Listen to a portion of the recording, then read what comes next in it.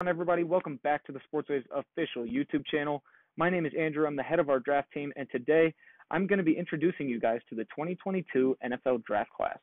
We're going to be doing the first YouTube mock in Sports Wave history today, and really the point is just to introduce to you guys who the big-name players are and what team needs are. As of right now, the Senior Bowl hasn't happened, the Combine hasn't happened, free agency hasn't happened, the playoffs haven't even finished. So a lot is going to change, including the draft order. A lot is going to change from now to the draft. So this is really just to introduce you guys to what it looks like right now, who the elite prospects are, the team needs, what they're looking like right now, and really just who I'm higher on than the general media. And I'll give you guys reasoning, talk about these players and what their futures look like in the NFL. I'm excited to get started. So without further ado, let's get started. With the first overall pick this year, like most years, it's the Jacksonville Jaguars. They have Trevor Lawrence, a generational quarterback talent. There's a new head coach in town with Byron Leftwich, the former offensive coordinator for the Buccaneers. Offense is clearly going to be a focus here, and they need to build around Trevor Lawrence. So one of the biggest aspects that gets overlooked about building around a young quarterback is protecting them. There is no generational, life-changing, must-have-it talent in this draft. There's no Trevor Lawrence, and there is no Chase Young. So it's really important to look at this class like the top 10 players are top 8 to 10 players are really elite players, franchise changers. They can be cornerstones. They can be the difference between missing a playoff game and winning the Super Bowl. These are still incredibly talented players, but there's no clear first overall pick, no clear second overall pick, stuff like that. So it's kind of interchangeable who goes first overall depending on more positional value and less best player available.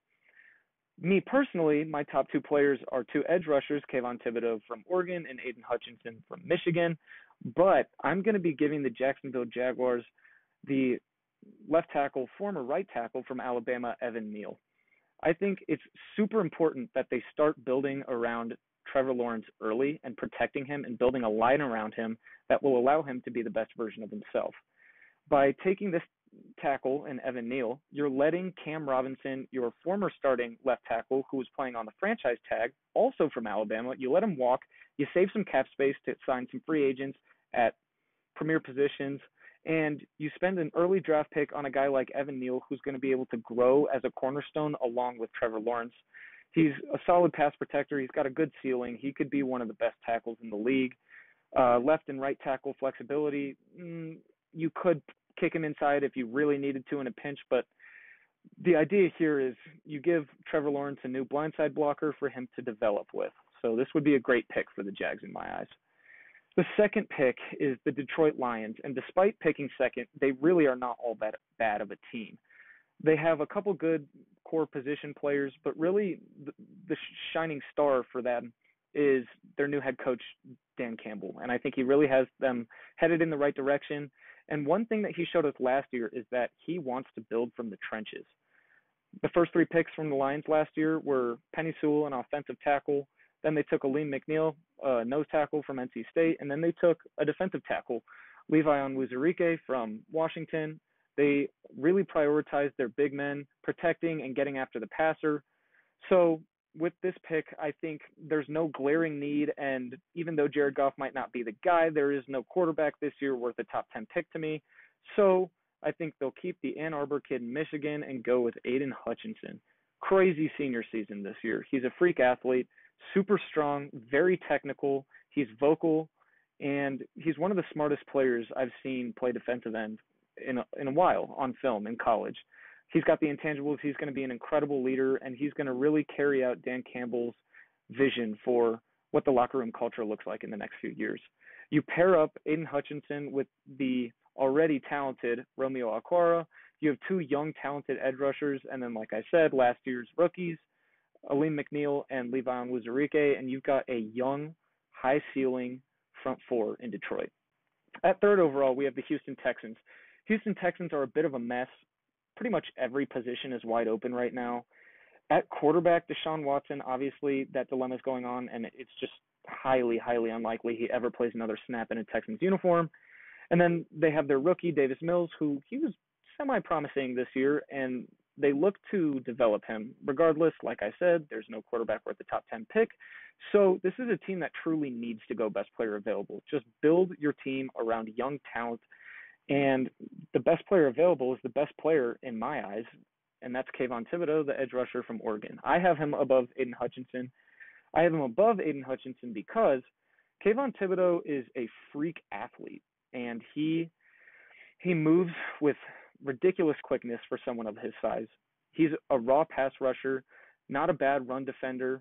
He's not very technical, but his physical attributes lead you to believe his ceiling is so high that he could be a top 10, maybe even top 5 edge rusher in the league.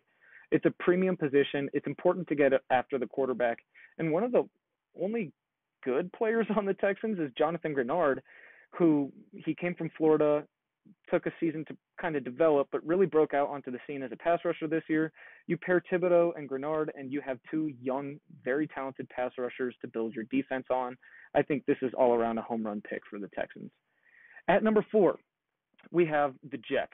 They were coming on at the end of this year. Zach Wilson looked more natural in the pocket.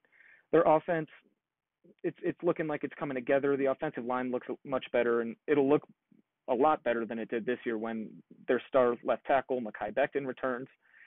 But when I look to the defensive side of the ball, obviously their head coach is Robert Saleh, former defensive coordinator. He really prioritizes having a dominant defense. And that front seven he's building right now is dominant. On the interior of the line, they have 3 super talented big men, Sheldon Rankins, John Franklin Myers, and they also have Quinnen Williams. They have the edge rusher Carl Lawson coming back from injury next season. And at linebacker, they have C.J. Mosley, who just had an outstanding season, and Quincy Williams, brother of Quinnen Williams, who just kind of broke onto the scene. So it looks like their front seven's really coming together. Robert Saleh is going to try to focus on the back end. I'd love to give them an edge rusher to complete it, to go opposite of Carl Lawson, but I'm not ready to say Karlaftis or Ojabo are worthy of a top 4 pick. So I'm going to give them someone who is worthy of a top 4 pick, and that is without a doubt in my mind, LSU cornerback Derek Stingley Jr. He has been ridiculed for regression in play and being injured, and he's not this top 5 player. But if you watch his freshman tape, which was a mere 2 years ago, it still holds up as worthy of being a top 5 pick. That 2019 LSU National Championship run, he was one of the biggest pieces. He's a day one, lockdown, SEC battle-tested, press man, off-man, zone corner. He can slide into CB1, which will allow Bryce Hall to go to CB2, where he might be better. I think facing less talent and a lower level of competition, he'll be able to hang better. And then your defense is really coming together. If you're Robert Saleh, you're super excited about this pick. You let your front seven feast, and you infuse a super talented young cover man into your back end. At pick number 5 is the New York Giants. I will pound this drum till the day I die or till the day they do it. They need offensive line help. They just need to solve it. They need to figure it out. Invest capital in it. I don't care how they do it. They need to fix it.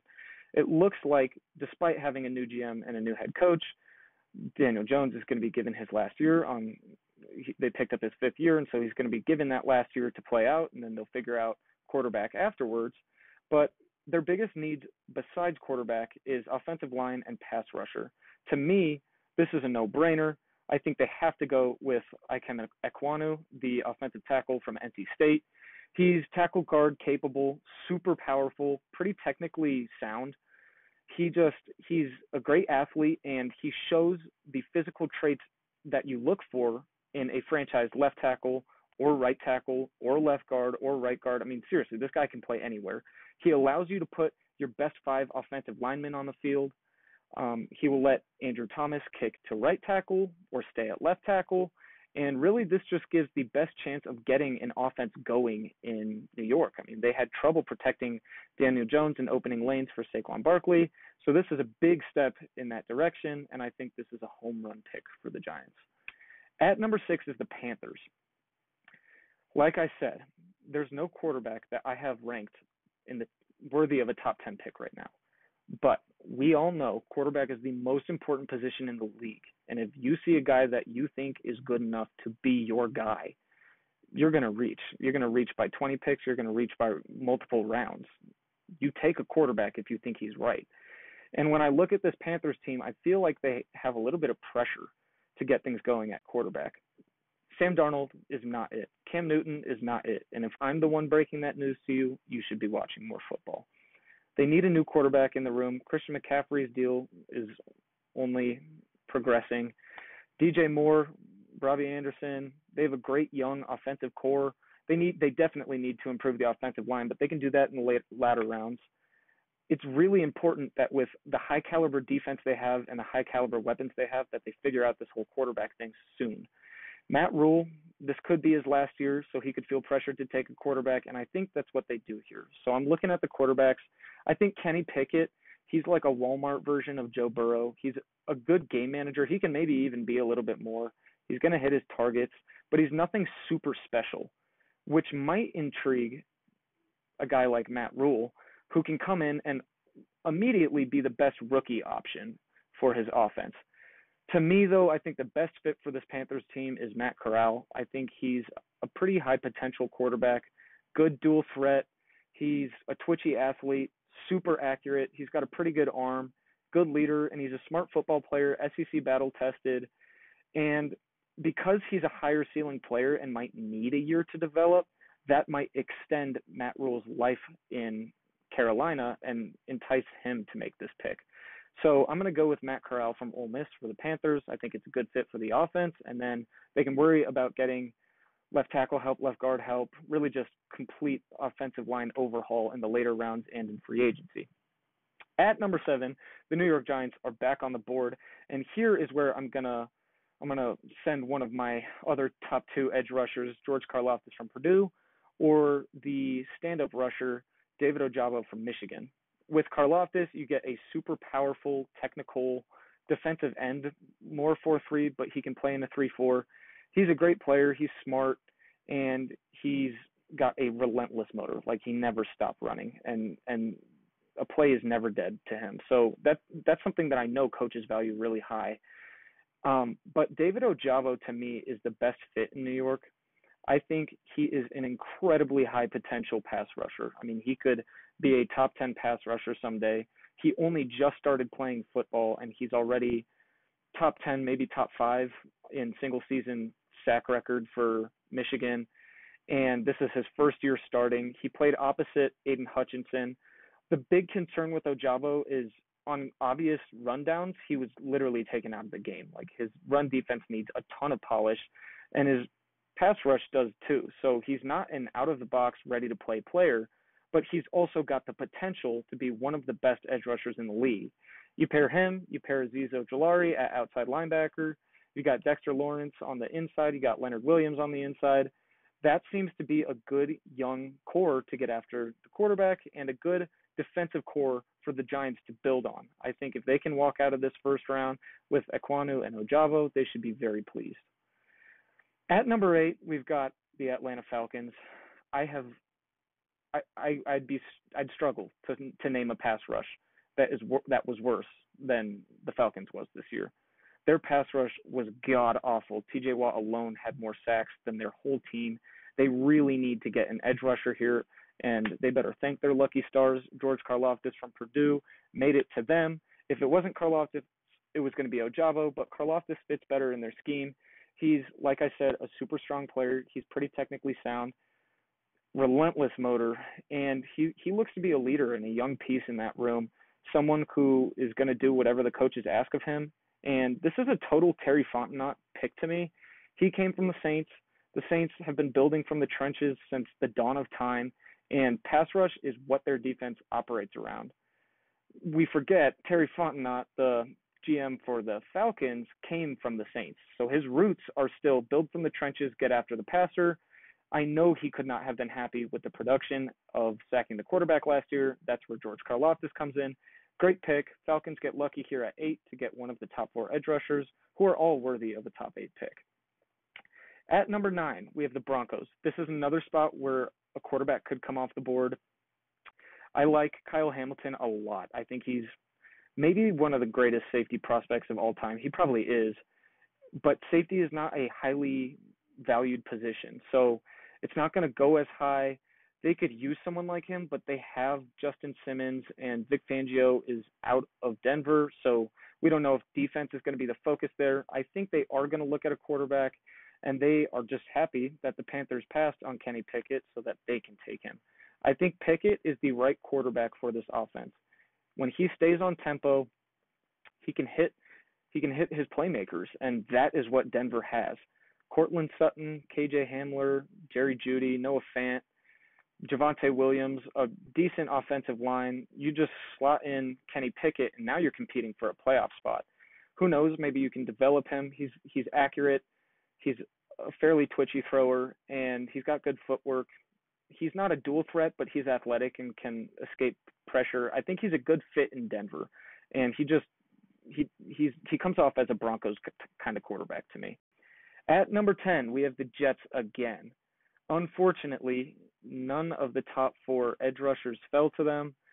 So they're looking at a board where the top players right now, Kyle Hamilton, I could totally see Kyle Hamilton there. I could see Charles Cross there to play opposite Mekhi Becton, maybe let Mekhi Becton slide over to right tackle.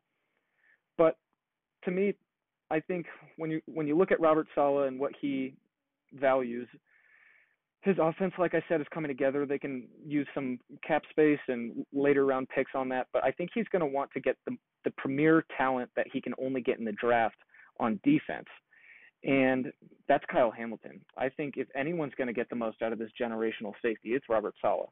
He's a free safety, sure, by position, but he plays everywhere. He's in the box. He's rushing the passer. He can play in the slot. He's got ridiculous range, great ball skills. He's a super smart player. And he's 6'4". He's a massive free safety, if you can even call him that. I would just call him a playmaker. He seems like a little bit smaller and just as athletic as Isaiah Simmons to me. He's going to be great in the league. And now on a defense, with that great front seven I talked about, you got the young CB1 in Derek Stingley. You got Bryce Hall over at CB2. Now you solidify that back end with a ball hawk on the deep half of the field, who can really do whatever you ask of him. Robert Saleh could not ask to walk out of the first round with 2 better players. Stingley and Hamilton, they'll be great in New York, and I can't wait to see what a guy like Robert Saleh would do with them. So great pick for the Jets there, even though most Jet fans probably would say they don't like that pick. That's a good pick. Washington football team here at 11, another team that is desperately in need of a quarterback. And there's one quarterback that I think in particular is going to do really well in Washington, and that's Malik Willis from Liberty. He is the highest ceiling quarterback in the draft by far. Physical characteristics are out of this world. He almost rushed for 1,000 yards 2 seasons ago. This season, he rushed for over 1,000 yards. He's got a bazooka for an arm.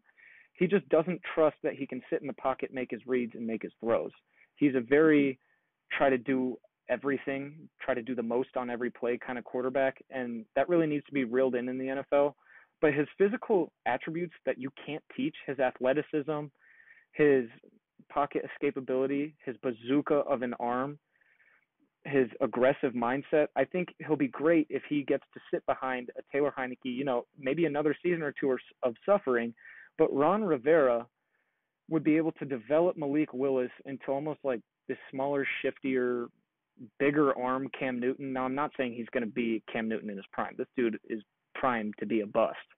But because of how high his ceiling is and because of his positional value, he's undoubtedly a top 15 pick to me. And if he works out in Washington, this could be a perennial Super Bowl contender.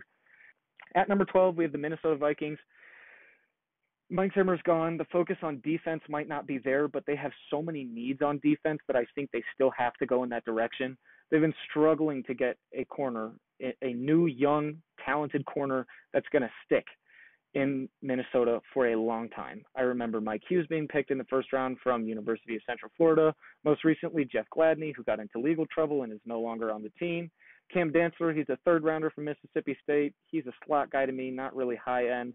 So they need to get that premier cornerback one, maybe bring back Patrick Peterson, let him play CB2, and then you got a great secondary in Minnesota. So to me, I think they have to take Andrew Booth Jr. here from Clemson.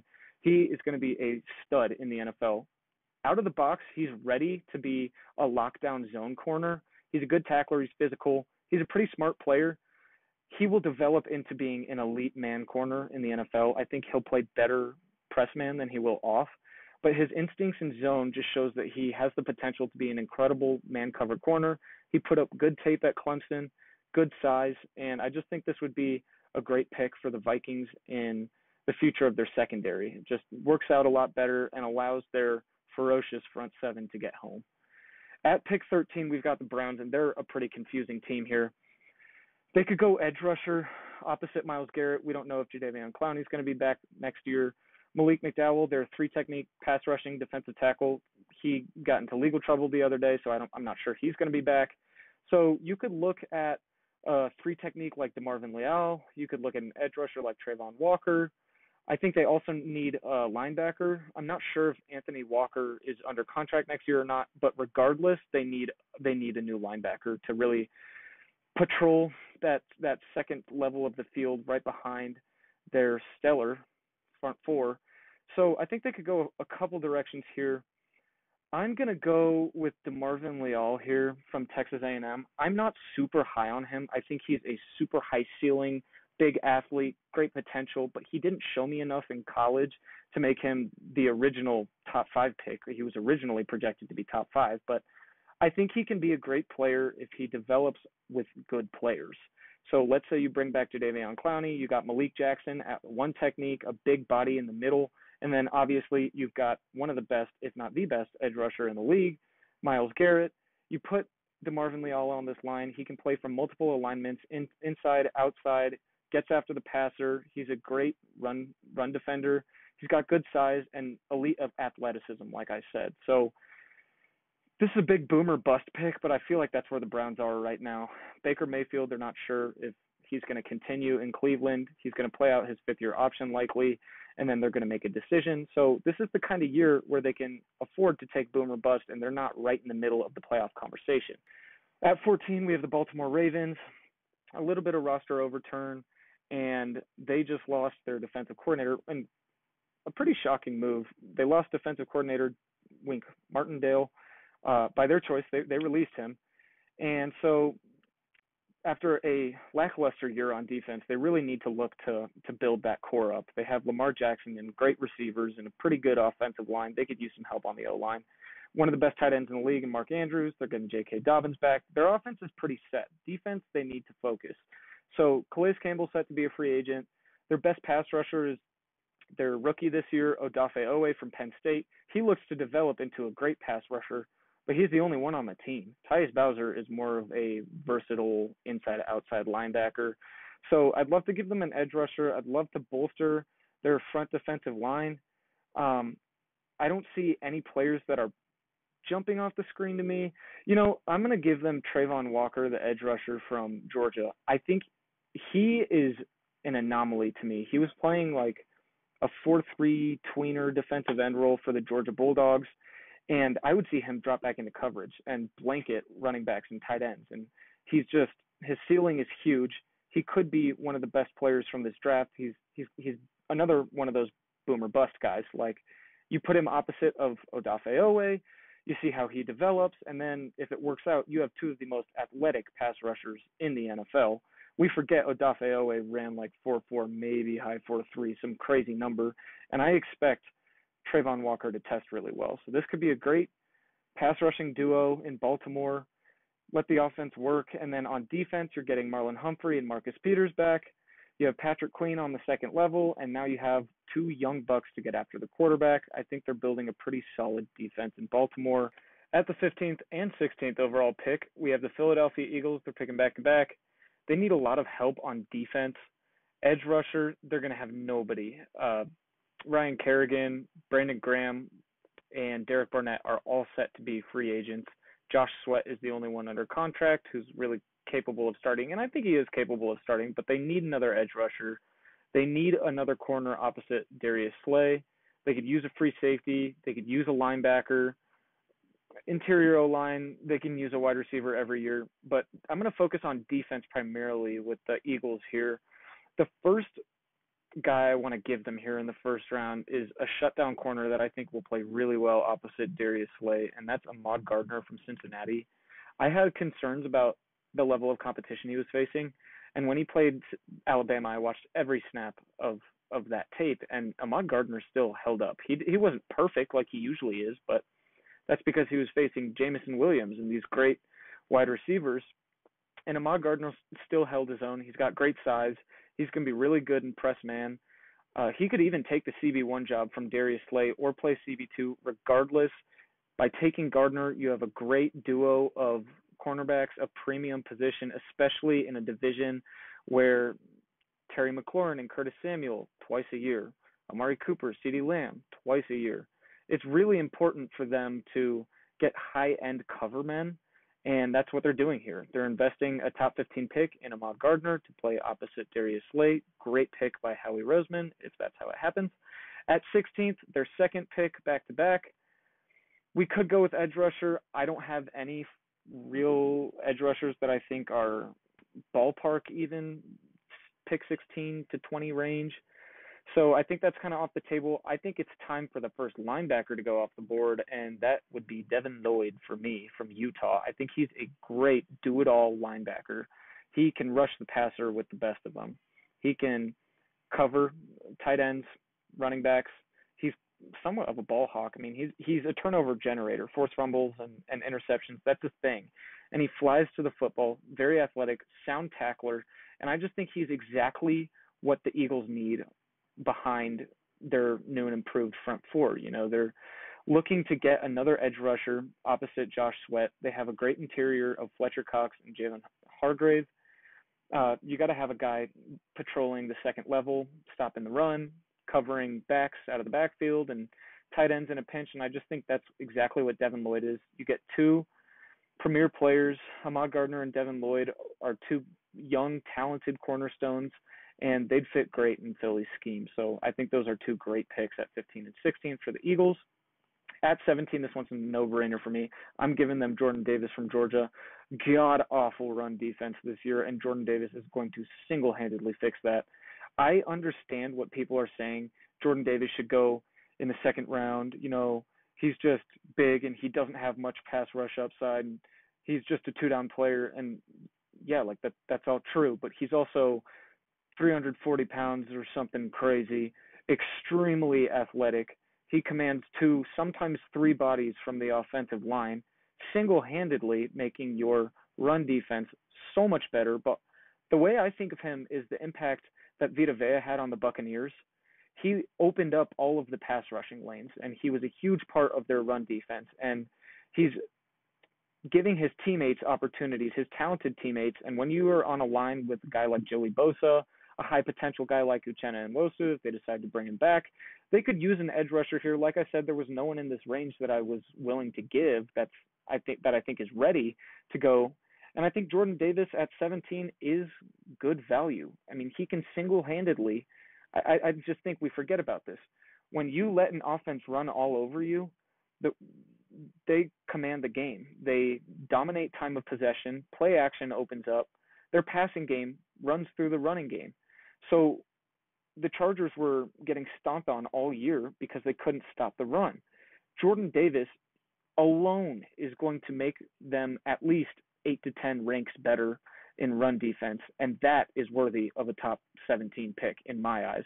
I think he does have a little bit of pass rush upside just because he is that athletic, but endless motor, smart player, very, very physical, extremely strong. I just think this is a great pick for Brandon Staley's defense in LA. 18, we have the New Orleans Saints, and they're floundering a bit. Sean Payton has left. Presumably, Dennis Allen, their defensive coordinator, is going to take over as head coach. But they don't have a quarterback right now. They need wide receiver help. They could use some interior defensive line help. There are no interior defensive linemen here just yet that I'm loving. I think Charles Cross could be a great pick because Teron Armstead, their current left tackle, is supposed to be a free agent. But there's a quarterback on the board right now that I think would be a really good fit in New Orleans, and he can reach his full potential, and that would be Sam Howell from North Carolina. Sam Howell is super gritty, super tough. He's got that winning mentality. He's a great leader, pretty good passer, accurate on the run. He's got a decent arm. He can push the ball downfield. He's a great athlete. I would say he's dual threat. He's not afraid to take off, lower his shoulder, almost Taysom Hill-esque in that sense. He's built. He's a smart kid. He's really coachable. He's athletic. He's got a little bit of upside. He disappointed this year compared to what we thought he was going to play like after his sophomore campaign, but I still think he's worthy of a first-round pick.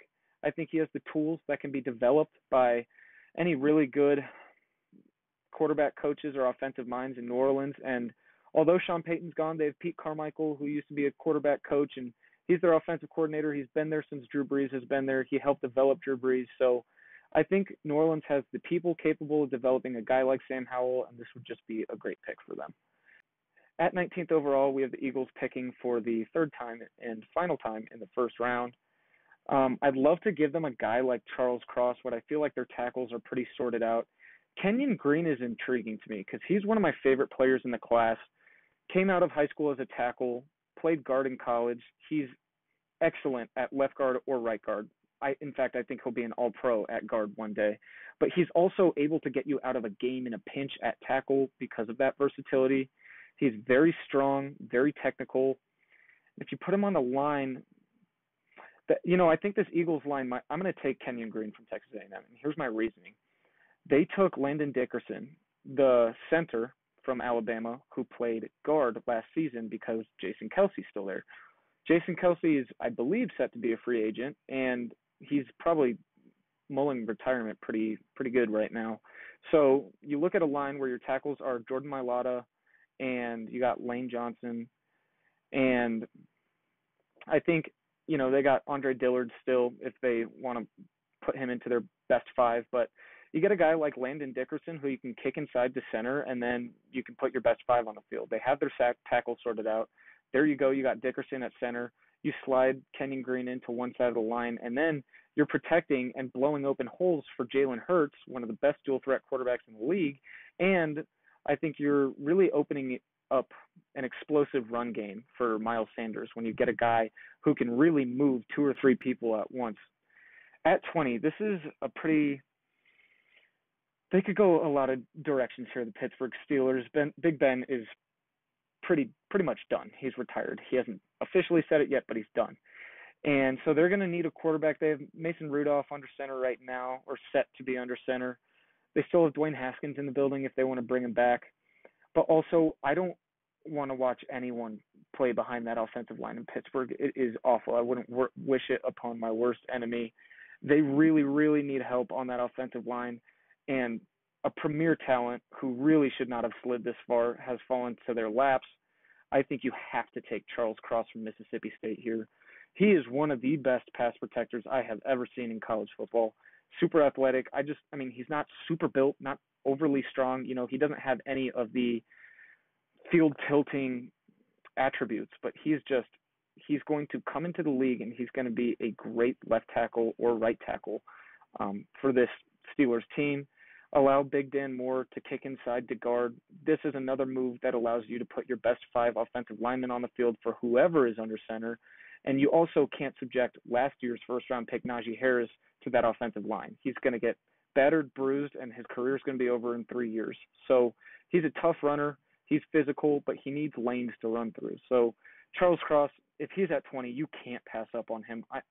I don't see him making it to 20. I feel like a team would have traded up for him, but we're not doing trades in this mock. Great pick by the Steelers here for whoever's under center for them and for Najee Harris, who is set to be pounding the rock in Pittsburgh for another 3 or 4 years. At 21, we got the New England Patriots. They got their guy. They got their quarterback. This is another situation where I feel like they need to build around him. They could go wide receiver. They could go cornerback. J.C. Jackson's a free agent, and even if they re-sign him, they could use a CB2. Linebacker is pretty intriguing for me. Maybe replace Dante Hightower. But with Jameson Williams on the board, this is a total Bill Belichick pick to me. He's, on Zoom with Nick Saban every night, talking about Jameson Williams and his recovery and how well he's going to come back. And then the Patriots are sitting here in the 20s, and they're going to get the best receiver in the draft. But Jameson Williams in that offense is just like a dream for me. I think they have a bunch of good possession guys. Nelson Aguilar, the occasional explosive play, but Kendrick Bourne really fits in there. And I think you bring in a guy like Jameson Williams, who is a good receiver who happens to be fast. And I think we get that mixed up a lot. Speedy receivers in today's league, it's very rare that they're complete receivers or anything but a deep threat. And Jameson Williams is a complete receiver who happens to be fast. I really hope he can come back from that injury. I hated watching it in the Georgia game, but I would bet he comes back strong, fast, and this would be an incredible addition for the New England Patriots and for the future of Mac Jones. At 22nd overall, I kind of want to go wide receiver here. I want to give them one of the Ohio State guys, maybe Garrett Wilson or Chris Olave. But honestly, I'm going to go with one of my personal favorites, that being George Pickens. George Pickens was far and away the best receiver in this class at the beginning of the season before he tore his ACL. He's a deep threat, he's a mid threat, he's a short threat. He's a good route runner, he's got good hands, he's an explosive player, he likes to chat with DBs. He just comes off to me as a complete, gritty wide receiver one who can work at any level of the field, demand double teams due to his athleticism, strong hands, speed. He's the complete package.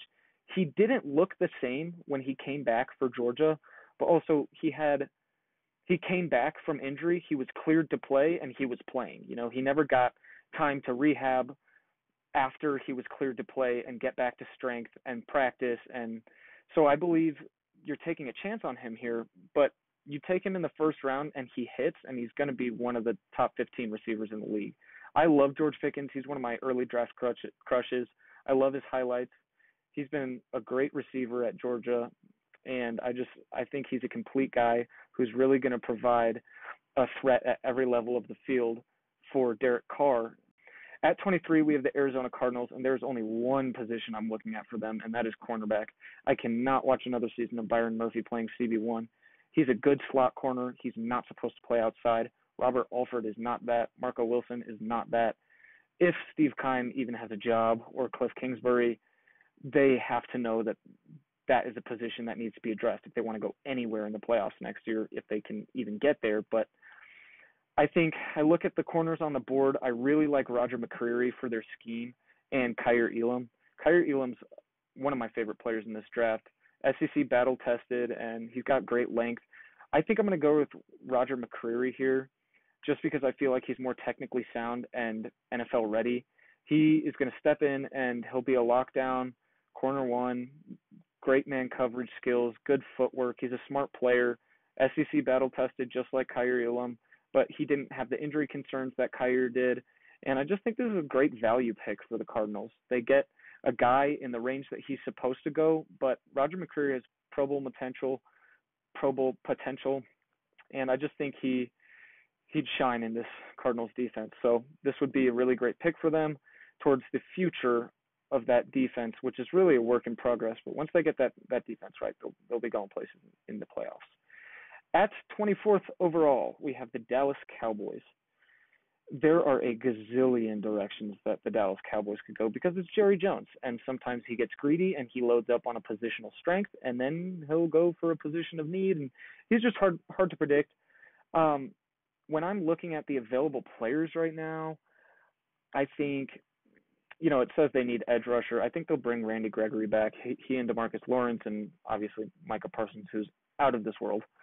Interior defensive line was playing better. They could use some help, but there are no players worth the 24th overall pick at interior defensive line. I could see them going linebacker, a true off-ball inside linebacker to pair with Micah Parsons so that he has less responsibility and he can be even more of a freak and play a different position every play. So I think they could replace Leighton Vander Esch with a guy like Nakobe Dean. I like that fit. I think on the back end they need a safety.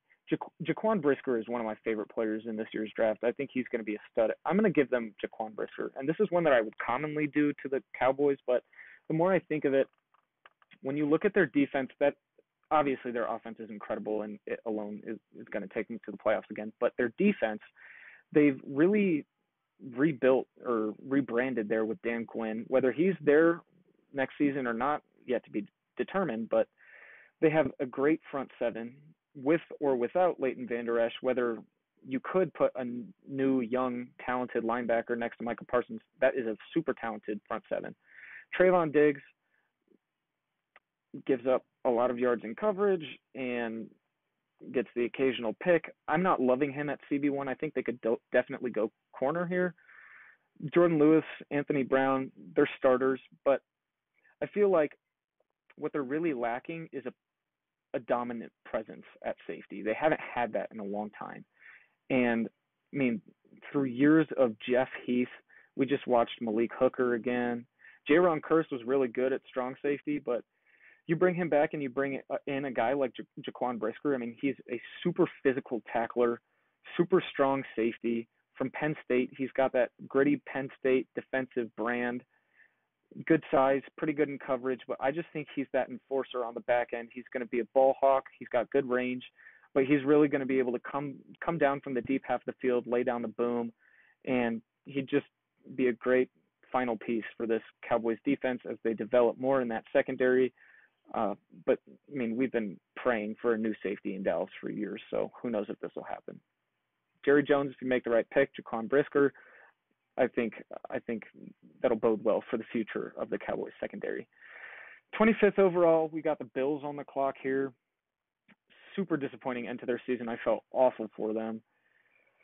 I look at who's on the board. I know they need a lot of offensive line help, and I'd love to give them more defensive line help, but their MO is drafting high potential players who, you know, if they hit, they're going to be one of the best at their position in the league, and if they miss, then they're just a bust.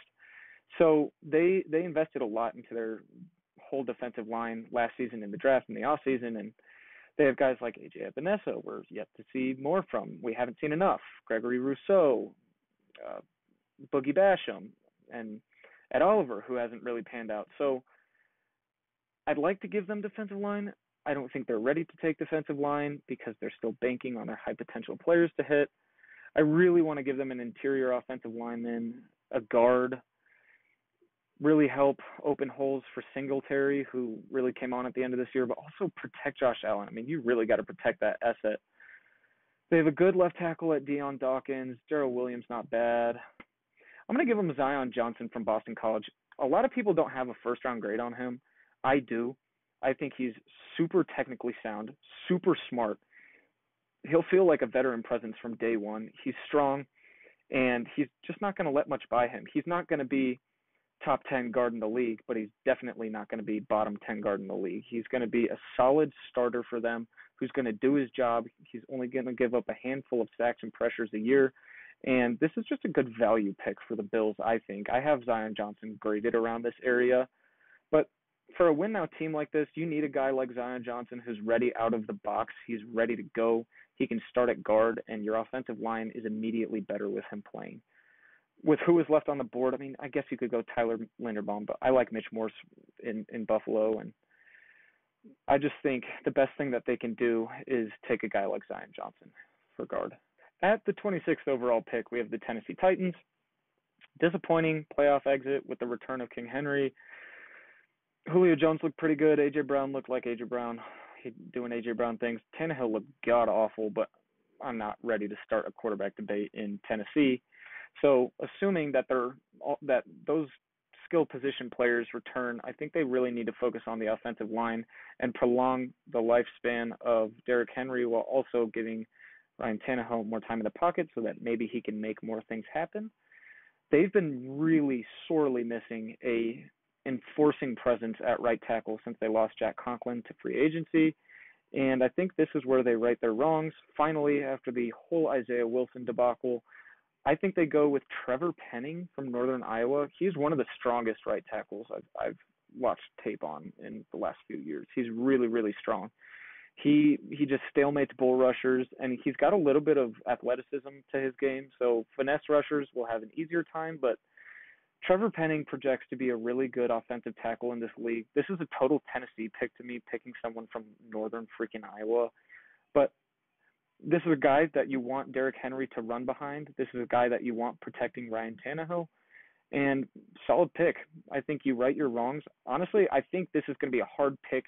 I think Trevor Penning is going to be 80% chance that he hits and 20% chance that he busts. Like this kid looks like he's ready to come into the NFL, start and be a high-end player right away. So great pick for Tennessee. You know, you're still in the playoff hunt and you still got good players under contract. You need a linebacker, but this is a deep linebacker class. You can get one in the later rounds. I think you take a premium position here like offensive tackle, and you just help your whole entire offense. So, good pick by the Titans here, Trevor Penning, the offensive tackle from Northern Iowa. Now we get to the Tampa Bay Buccaneers, and they are easy. They're going to take Tyler Linderbaum from Iowa. He fell too far.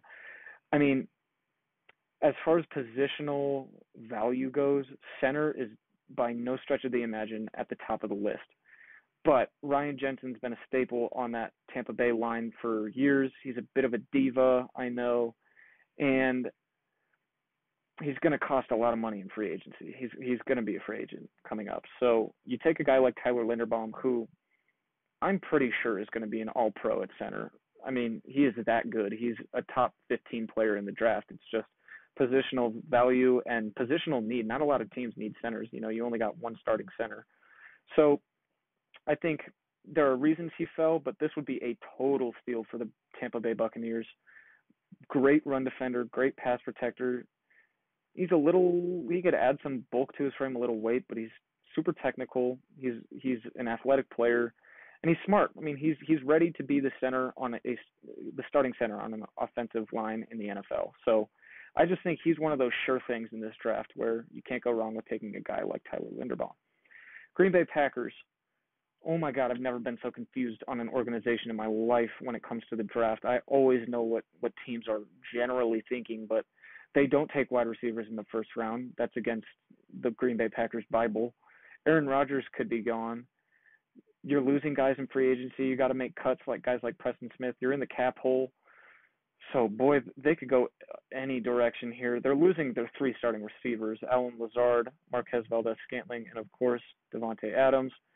I say losing. They're set to be free agents, but how many of them can you retain?